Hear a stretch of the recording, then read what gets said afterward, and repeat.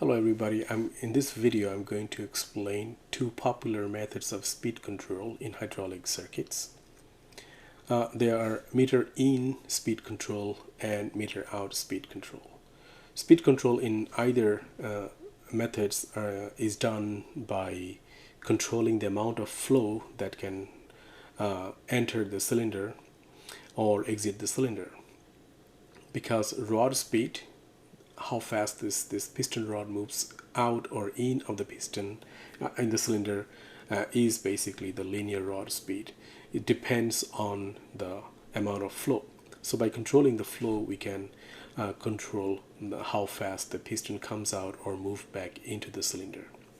So in this circuit, I have a unidirectional flow control valve, which is a flow control valve with a bypass check valve. And that makes it a unidirectional flow valve because flow can happen in both from left to right or from right to left. However, when fluid is flowing from left to right, it is forced to move across the FCV because the bypass is closed. However, when fluid flows from right to left, it can avoid going through the FCV and take the bypass instead, because the check valve would be open and easy to cross in this direction. However, when fluid flows from left to right, because it moves through the FCV, we can control it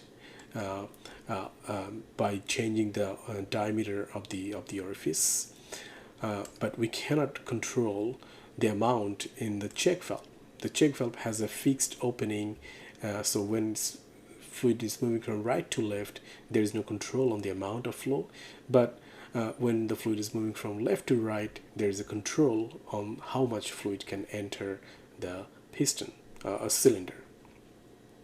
So the name meter in and meter out comes from the fact that the rod speed only listens to the incoming or the outgoing fluid.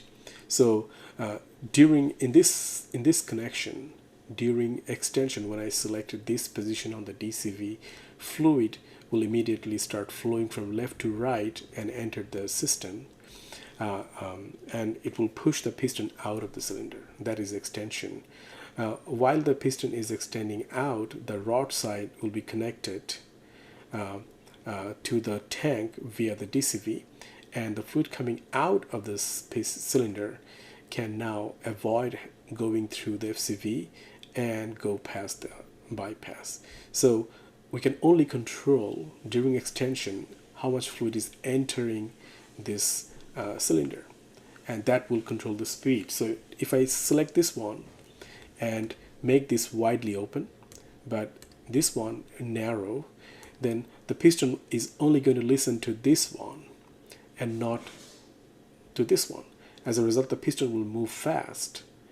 So let's check whether that happens. So the moment I click this one, you will see the piston is moving out really fast.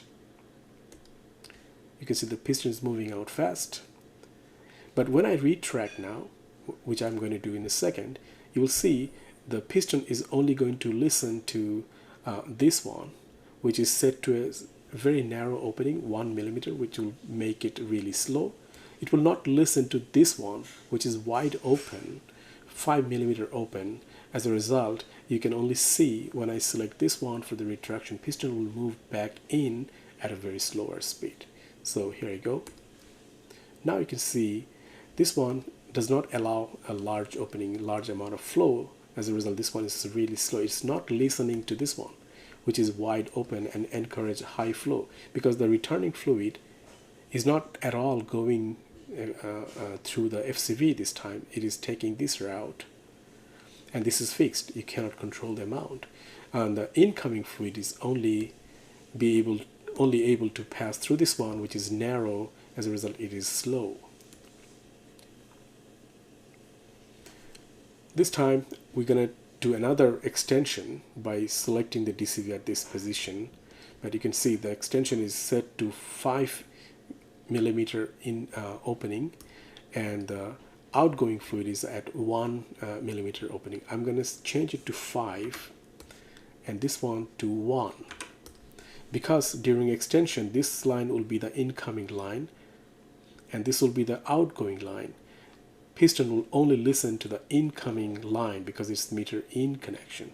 So if I select the extension now, you see it is obeying the 1 millimeter opening on the incoming line. It's not listening to the outgoing flow, which is much larger. I can only make it faster if I select 5 here. Now you see the speed is really fast. During retraction, I can make it slow or 0. It doesn't really retract at all, although it's quite open. I can widely open that, but it will not listen to that. It will only listen to what this is set at, because in meter in connection, always the incoming fluid decides the speed of the piston. So I can gradually open this, and you can see this one is now listening to 1.32 millimeter opening, or I can make it faster by going really wide.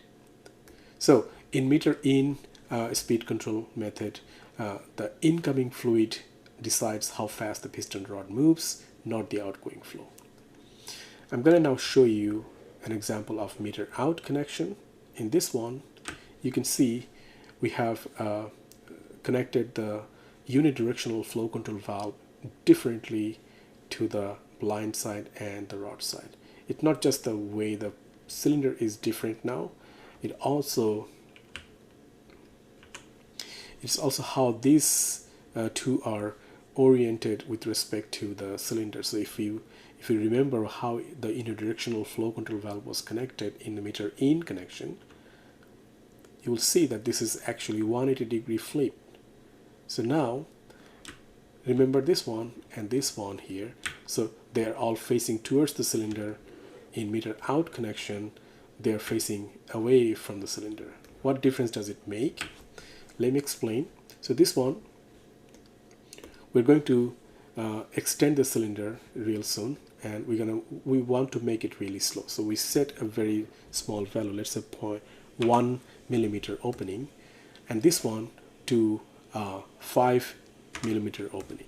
If I set it to a narrow value, small opening, and this one to a large opening, because the way they're connected in meter out, the piston is only going to listen to the outgoing fluid.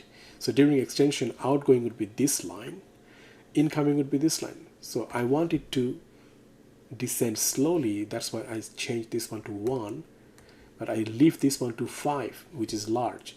As a result, because the piston is only going to listen to this one, the piston is not going to come down slow, it's going to descend really fast.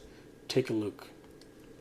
It's coming down fast because it doesn't really care about the setting of this FCV, it only pays attention to this one now. The reason behind is the way they are connected, the incoming flow did not really pass through the FCV in this case. It went through the check valve bypass, that is a fixed opening. That's why we could not really control how fast this one comes down. However, the outgoing fluid that is leaving the rod side did not have a choice to avoid the FCV, so it went through the FCV because the way the check valve is connected. As a result, our control has affected the speed. We left it to a large opening, allowing a large amount of flow. That's why it came down really fast. If I want to retract the piston now, I have to select this position, and this time this will be less important for the speed control. This piston is only going to listen to the outgoing line, that's why the name, and we set it to a small opening. So if I select the retraction now, you see the piston is really moving slowly up. Also, make note of the fact that this one does not really affect the speed at all. I can make it open, I can close it completely. It doesn't really pay attention to that because this flow is not at all going through the FCV, it is going through this one, which I have no control over. On the other side, the blind end of the cylinder is connected to this line, and this one is the one that the fluid must go through, and this one is narrow, I can make it a little wider, and you'll see how fast the piston can move now. So only this fluid, which is the outgoing during retraction, affect the speed of the rod, not the incoming flow, as was the case for meter in connection. Hopefully that explains the differences between the two. Thank you very much.